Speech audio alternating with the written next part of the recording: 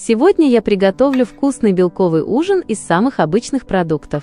Получается настолько необычно и сытно, что одной порции точно будет мало. А главное, все без муки и без духовки. Беру один кабачок и нарезаю кружочками толщиной примерно полсантиметра. На разогретую сковороду наливаю немного растительного масла и выкладываю половину кабачков в один слой. Пока они подрумяниваются, открываю банку красной консервированной фасоли. Сливаю жидкость, она нам не понадобится. Хорошо промываю фасоль холодной водой и оставляю, чтобы стекла вся лишняя влага.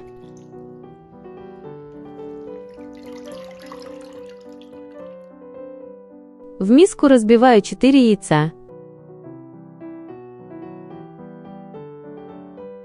Этот рецепт отлично подойдет, когда хочется быстро приготовить что-то полезное, простое и по-настоящему вкусное.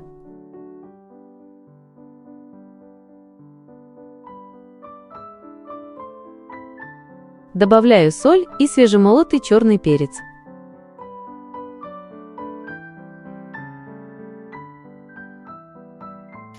Хорошо взбиваю венчиком.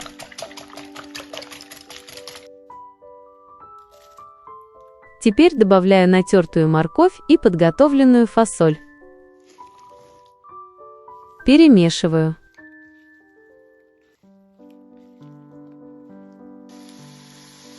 Кабачки переворачиваю.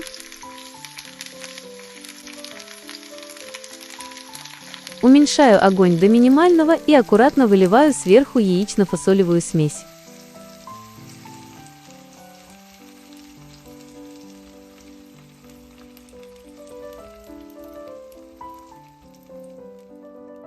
Разравниваю лопаткой, сверху выкладываю оставшиеся кружочки кабачков, накрываю крышкой и готовлю, пока яйца полностью не схватятся.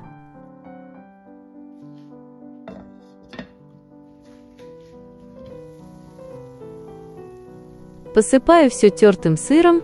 У меня моцарелла, она прекрасно плавится, делает сыр тягучим и добавляет этому белковому ужину еще больше вкуса.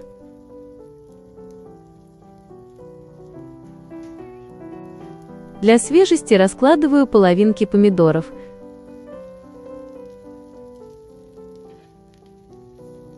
Снова немного посыпаю сыром и завершаю все свежей зеленью.